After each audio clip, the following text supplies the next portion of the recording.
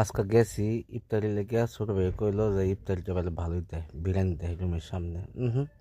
দাঁড়ায় দাঁড়ায় থাকলাম, এদিকে ইফতারিও বানাইলাম না। ছোট ভাই একেবারে কইলো আলুমা যে ভাই সুন্দর করে ইফতারি দেয়, চলেন যাই, বিরিয়ানিটা সেরকম লাগে। এই যে পাকিস্তান টাকিস্তান দাঁড়ায় লইছে, অনেক মানুষ দাঁড়ায় লইছে, আমরাও দাঁড়ায় লইলাম। দাঁড়ায় থেকে কতক্ষণ ঘন্টানে দাঁড়ায় লইলাম রুমের সামনে, কোনো খোঁজ খবর নাই, বিরিয়ানি টিরিয়ানি দেয় না।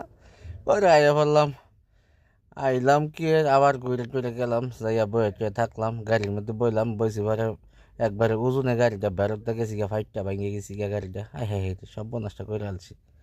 তারপরে আবার কতক্ষণ দাঁড়ায় টাড়ায় থাকলাম। দাঁড়ায় টাড়ায় থাইকা মনে করেন যে কোনো খোঁজ খবর নাই, বিরিয়ানি টিরিয়ানি দেয় না ইফতারি। তাই আমার লগে আসলে আরেকজন, তারে বললাম যে তুই রুমে যা, রুমে যাই, তুই গিয়া যে কিছু করতে পারস নি, যাস না জলদি করে, সময় তো শেষ হয়ে গেছি গিয়া। গাছের নিচে বইলাম, একবারে মনে করেন যে আবার করলাম যে শেষ জায়গা, আর বিরিয়ানির দরকার নাই। গেটের ভিতরে ঢুকলাম, ঢুকিয়া মনে করেন যে আইলাম রুমে, দেখলাম যে আমার মাঝেরটা, আরে মাঝদা বেলা সরি মাঝের ভাই খিচুড়ি ফাঁকার বলে গিয়ে বয়া দিছে পাতিল টাতিল চালিয়ে খিচুড়ি।